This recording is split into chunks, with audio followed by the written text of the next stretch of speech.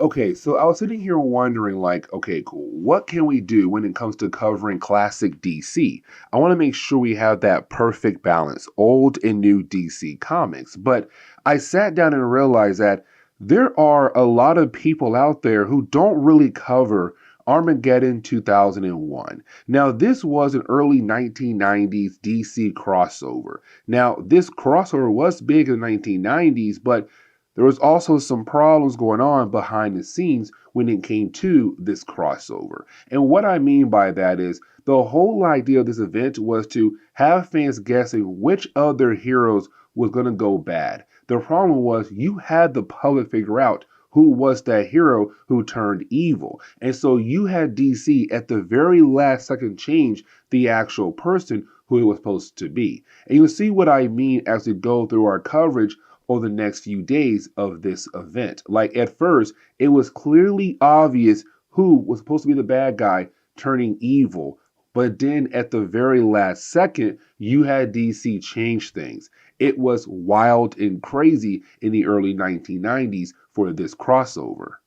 But this crossover also gave us a brand new character, and that would be Matthew Ryder, better known as Waverider. Now, when it came to Matthew, he's from a dark future where there are no more heroes. And the reason why, because remember, this whole entire event was the idea that a hero turns evil. When that hero does turn evil, he kills off the rest of the heroes around him. And so with that being said, he then takes over the entire world, leading into a dark future. And so for Matthew, his main goal is now to go back in time to hopefully figure out which hero turned evil, stop that hero, and hopefully bring in a better future. And so the first chapter of this crossover does take place in Armageddon 2001, issue number 1, to introduce Matthew Ryder as Waverider, but to also show us how he'll go back in time to figure out who was the hero that turned evil, that brought in this dark future. His goal right now is to bring in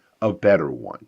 And really, as we get into the opening pages for today's storyline, we do pick up with Matthew Ryder. Now, it's him being a young boy, but it's also him kind of showing us that he remembers the past very well, where heroes were everywhere, because he remembers a time where an entire building had collapsed. And luckily for him, there was a hero to pull him out of the rubble. The problem was that he does not remember which hero it was. It could have been Superman. It could have been Batman. He does not know. But also for Matthew is him telling us that when he was a young boy, at first, he kind of looked at the heroes as giants, like these great characters who had nothing to worry about except be there for other people. And that was really it. But then he realized that's incorrect, that these heroes, they have their own personal problems.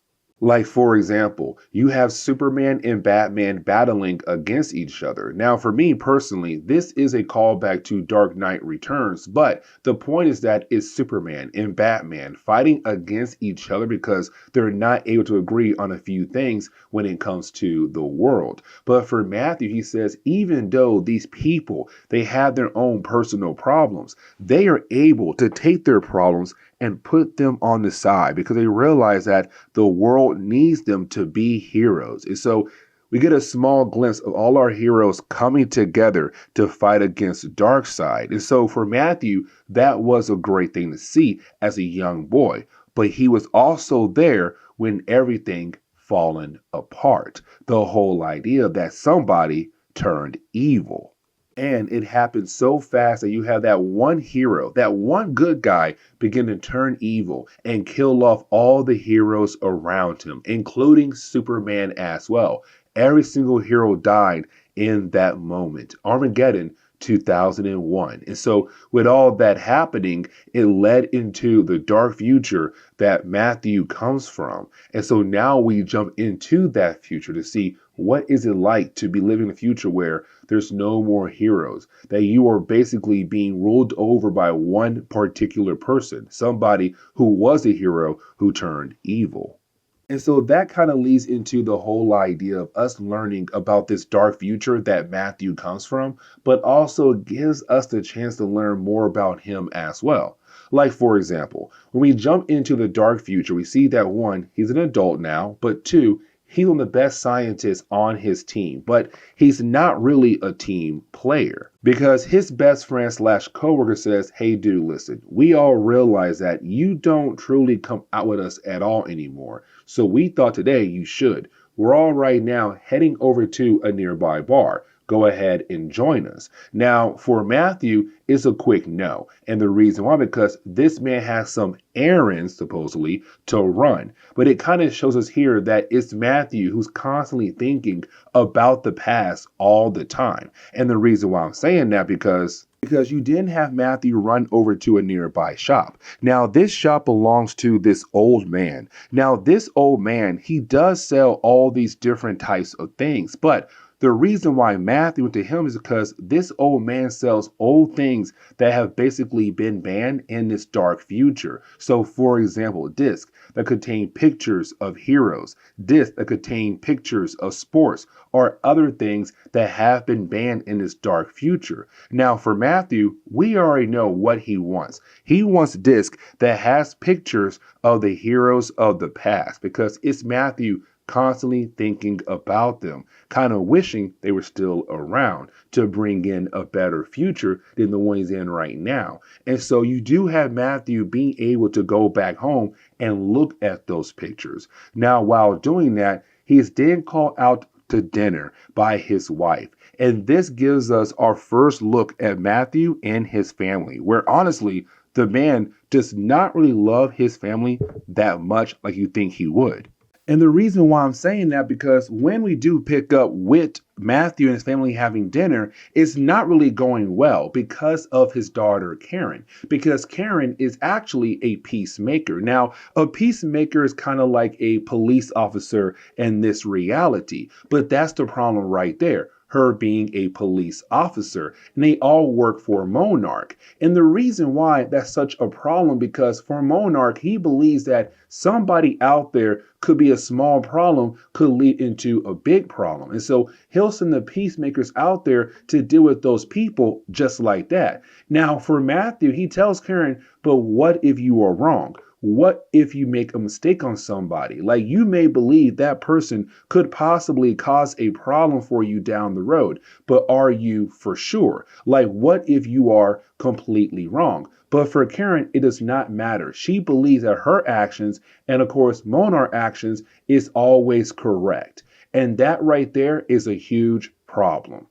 And you have Matthew kind of gives the idea that when it comes to Monarch, he's always watching over the entire world. Now, sometimes it's using cameras or using the peacemakers to watch over the world completely.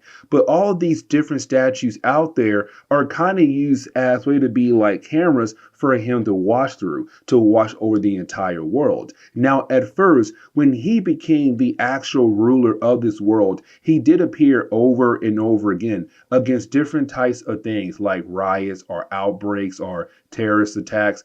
But then when the peacemakers began to appear more often, then after that, he rarely appeared. But sometimes he would reappear for those types of events, or sometimes when he has to release a huge amount of rage that had been building up inside of him. But while you have Matthew just looking at the statue, you didn't have Matthew be confronted by his best friend slash co-worker Harris, who begins to tell him that his division is going to begin to working on time traveling. Now that right there is really important for today's video and the rest of the videos down the road. But while you have the two guys talking to one another, we see a group of peacemakers going after an old man. Now, the old man they're chasing after is the same one we saw earlier that has sold Matthew those discs that contain information and pictures of the old world, the heroes of the past. And so right now, he's being chased down by the peacemakers for what he was selling.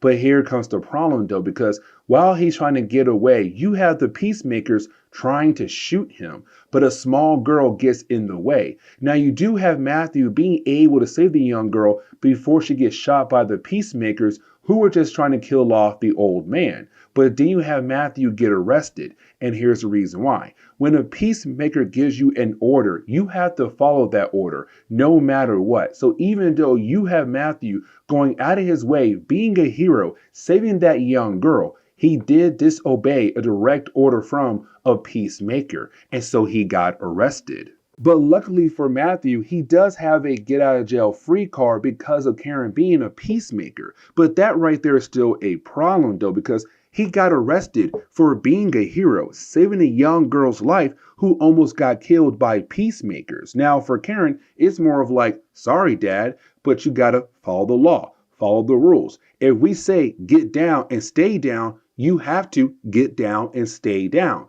no matter what. And also, dad, you don't know what would have happened. We could have got the guy without killing the girl off. But again, you don't know. Now, you do have Karen show Matthew the dead body of the old man from earlier. And that right there is actually a problem because for Matthew, he knows the old man. He knows the old man is an innocent person. Yes, he did sell old pieces of information on the old world. And yes, it is illegal, but it's an old man. But for Matthew, he finds out here that for Karen, the peacemakers, they didn't have enough evidence to go after the guy. They only got word that there's a possibility that he was selling pieces of information of the old world. Only got word, never got actual hard proof. And that right there proves that what if you do make a mistake going after somebody who could be actually innocent? But for Karen, she said, listen, all we did was walk into his shop and he began to run away. And that right there told us that we had no choice but to go ahead and go after him and put him down, which we did. And that right there is still a huge mistake. Later on in the day, you do have Matthew and also his co-worker look at more images of Monarch doing different things across the world. But this kind of leads into a conversation of the whole idea that Monarch is trying to work on time travel. And the reason why, because protection, because he wants to make sure the past does not change, because if it does, then of course it will change the future as well. And for Monarch, that would be a huge problem. But for Matthew, this is perfect because now he has a way to go back in time to figure out who in the world became Monarch. Because for Matthew, he has no idea. All he knows is that one hero turned evil and then killed off the rest of the heroes and then became Monarch, the ruler of the entire world. We also learned that for Monarch, he has been trying to send people back in time as like lab rats to see if they're able to time travel. And if they are, then it should be able to also return back into the future as well. But the problem is that nobody ever comes back. And for Monarch, that is a huge problem right there because that is just another way that he loses protection of the future that he had created. And so for Matthew, at first, he tried to apply to become an actual lab rat for the experiment, be one of those people, be able to time travel back in time. Because to him, his main goal is to find a way to get rid of Monarch. But the problem is, he has a record now because he got arrested earlier. And so with that record, he got denied quickly. But for Matthew, he does not give up that easily. And so you have Matthew go to one of those statues. Remember, these statues are being used to kind of like cameras for Monarch to use to watch over the world. But you have Matthew call out Monarch, calling him a failure basically, but also trying to destroy one of the statues that belong to Monarch. So of course, he now looks like a terrorist. Now you would think like, okay, cool, he is going to get arrested and thrown in jail forever. But Monarch saw what Matthew said to him. And so instead of him getting locked up, it's now Monarch saying, I want to have a conversation with that guy right there. Now, this conversation is really short because it's really more of Matthew talking to Monarch about why the other test subjects had basically failed. The whole idea of willpower. They didn't have enough willpower to be able to travel in the past, but to also come back into the future as well. But it's Matthew saying he's different because what he wants to do is to actually protect this future, protect his family, protect everything he had built in this reality. Now, we already know that Matthew is flat out lying, but it's Matthew right now trying to get on Monarch's good side, because if he's able to do that, then Monarch approved the idea of Matthew being the next test subject to go back in time to supposedly protect the future. But for Matthew, we already know that his goal is to go back in time to change the future. But either way, you have Monarch say, hey, listen, I think he should be our next test subject. And all the other scientists in the room, they agree with everything Matthew is saying. Like, yes, it's all about willpower. And really for Monarch, what he tries to do is to kind of put Matthew through a test to make sure what he is saying is actually true. The whole idea that he loves his family, because if he does love his family, then that means no matter what, when it comes to Matthew, he will try his best to secure this future. Now, while going through this test, you have Monarch explain that he was a hero in the past. But the problem was that old world, it was beginning to slip into darkness. There were too many heroes, too many giants, and he realized that chaos was coming soon. He had the willpower to protect the world. And so for Monarch, that right there should be good enough to explain why he did what he did in the past. But either way, you do have Matthew being able to pass that test to now be sent back in time to be a protector of this future.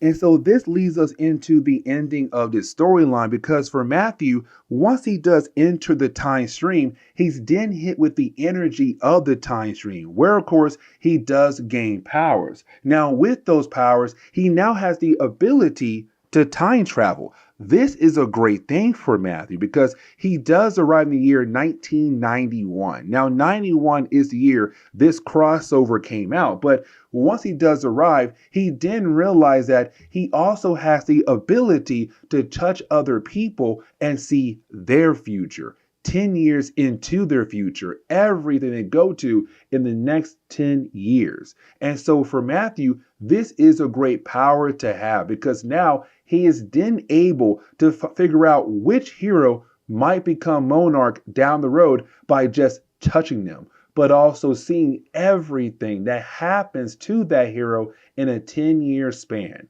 But either way, this is where we're going to end today's comic book video. So please leave me a like down below and subscribe. But guys, see y'all next time. Later.